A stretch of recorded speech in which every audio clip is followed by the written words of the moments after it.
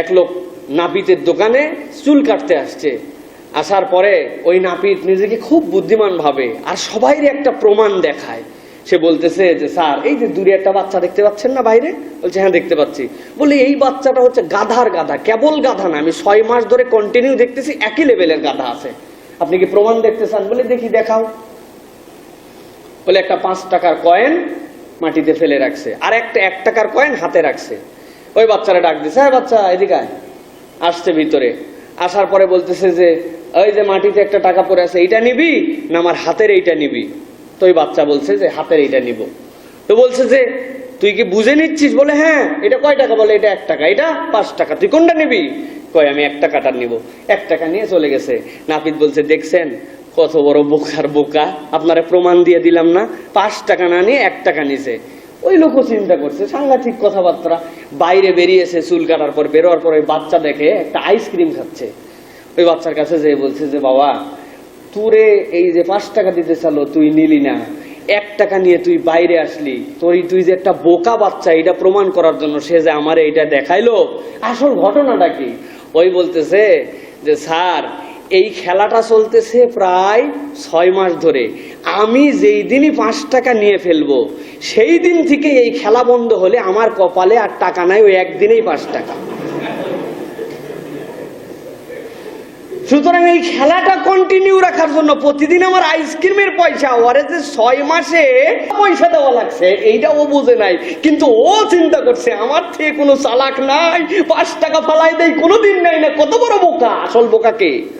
সুতরাং under estimate করে দুনিয়ার বুকে চলেন না যে আমরা খুব বুদ্ধি নিয়ে চলতেছি, বাপরে বাপ আমাদের থেকে জ্ঞানী কেউ নাই। আল্লাহ বলছেন ওই দিন যাওয়ার পরে টের পাবে, ইয়াকুলু ইয়া লাইতানি কদ্দামতু লি হায়াতি ফায়াউমা ইযিল লা ইউআযযিবু আযাবাহু আহাদ ওয়া লা ইউসিকু ওয়াসাকাহু আহাদ। এমন ধরা ধরবো, এমন বাধা বাঁধবো, ওই দিন যে বুদ্ধিতে টের পাবে যে এতদিন কেন ঢিল দিয়ে রাখছিলাম। প্রিয় ভাইরা, এই জন্য আল্লাহ রাব্বুল আলামিনের ধরার আগে আমাদেরকে প্রস্তুতি নিতে হবে, এই আফসোস যেন আমাদেরকে করতে না হয়। প্রিয় ভাইরা, আল্লাহ রাব্বুল আলামিন বলছেন এরপরে বান্দার আফসোস ফুরাবে না, সাথে সাথে বলবে ওয়ালা মাদরি মা হিসাবিয়া, আমার যদি হিসাবই না হতো কতই না আমার জন্য উত্তম হতো। কি কঠিন হিসাব আমার জন্য হয়ে গেল। দুনিয়ার বুকে এমন কাজ করেছিলাম, এমন কিছু করেছিলাম যেইটার হিসাব খন, যেইটার মন শন কিছুই আমার মনে নাই। কিন্তু আজকের এই কিতাব পড়ার পরে দেখলাম ছোট থেকে ছোট, বড় থেকে বড়, আল্লাহ রাব্বুল আমিনের এই কিতাব কিছুই বাদ দেয় নাই। আল্লাহ রাব্বুল আমিন বলছেন ওই দিন তারা কি বলবে, ইয়া ওয়াইলাতা লাইতানি লাম আত্তাখিজ ফুলানান খলিলা লাকাদ আযাল্লানি আনিয যিকরি বা'দা ইয জাআনি ওয়া কানা আশ-শাইতানু লিল ইনসানি খাযুলা। আল্লাহ রাব্বুল আমিন বলছেন ওই দিন বান্দাদের সবচেয়ে বড় আফসোসের কারণ হবে এইটা। ও আমার বান্দারা বুঝে নাও কি আফসোস করবে ওই দিন। এমন বিষয় আফসোস, যেই বিষয় দুনিয়ায় গর্ব করতে, যেই বিষয় দুনিয়ার বুকে তোমার বড় বেশি বাহাদুরি ছিল, দুনিয়ার বুকে যেইটা নিয়ে তোমার অন্তরের মধ্যে সবচেয়ে প্রশান্তি ছিল, ওই দিন যাওয়ার পরে এই বিষয়ে রব্বুল আমিন বলছেন সবচেয়ে বড় আফসোস করবে। আল্লাহ সূরা ফুরকানের মধ্যে জানাচ্ছেন, আল্লাহ বলছেন ওয়া ওয়াইলাতা লাইতানি লাম আত্তাখিজ ফুলানান খলিলা। হায় আফসোস, হায় আফসোস, দুনিয়ায় যদি এই লোকগুলারে আমি বন্ধু না বানাইতাম আজকের দিনে আমি পার পেয়ে যেতাম। আল্লাহু আকবার। লাম আত্তাখিজ ফুলানান খলিলা। আল্লাহ ফুলান মানে কি? ফুলান মানে আপনি, আমি, দুনিয়ায় সবাই অমুক। অমুক মানে কি? অমুক মানে কি? অমুক মানে সবাই। ফুলান, আল্লাহ রাব্বুল আমিন বলেছেন ফুলানান খলিলা, আমি যদি অমুকরে বন্ধু না বানাইতাম আল্লাহ আজকে আমার এই আফসোস হতো না, আমার এই বিপদ হতো না। আল্লাহ আমি কারে বন্ধু বানাইলাম? সুতরাং বন্ধু নির্বাচন পৃথিবীর বুকে সবচেয়ে গুরুত্বপূর্ণ সিদ্ধান্তের একটা সিদ্ধান্ত এইটা, ফুলানান খলিলা। আল্লাহ রাব্বুল আমিন বলছেন তারা কি জন্য এই আফসোস করবে, এই বন্ধু গ্রহণ করে তাদের কি ক্ষতি হয়েছে?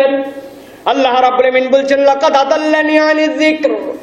এ রব্বুল আমিন, এমন বন্ধু বানাইছিলাম আমারে তোমার জিকির থেকে অন্যদিকে নিয়ে গেছে। জিকির মানে হচ্ছে আর কোরআন। আল্লাহ রাব্বুল আলামিন বলছেন ওই বন্ধু এমন তোমারে কোরআনের দিকে না এনে কোরআন থেকে উল্টা দিকে করেছে।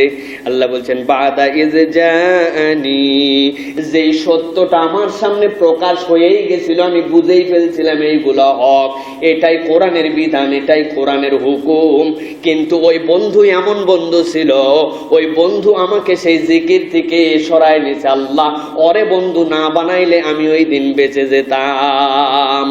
এমন বন্ধু বেনামাজি, বাইক কিনছে একটা দামি, আপনার সাথে তার খুবই দুস্তালি, আসরের আযান হয়ে গেছে, হাইয়া আলাস সালাহ, আপনি মসজিদের দিকে রওনা হবেন। এমন সময় বন্ধুর সাথে দেখা, দোস্ত চল একটা টিপ দিয়েছি, বলে আযান হয়ে গেছে, নামাজ পড়ে যাই, বলে নামাজ অনেক পড়া যাবে বেঁচে থাকলে, আজকে সুযোগ পাইছে, এখন উঠ বাইকের পিছে, দেখ কেমন দাবড়ায়, সাথে সাথে বাইকের পিছনে নিয়ে চলে গেছে। নামাজ ওই সময় পড়ে নাই, সত্য এসে গেছিল তার সামনে, কোরআন আল্লাহর হুকুম বুঝে ফেলছিল সে।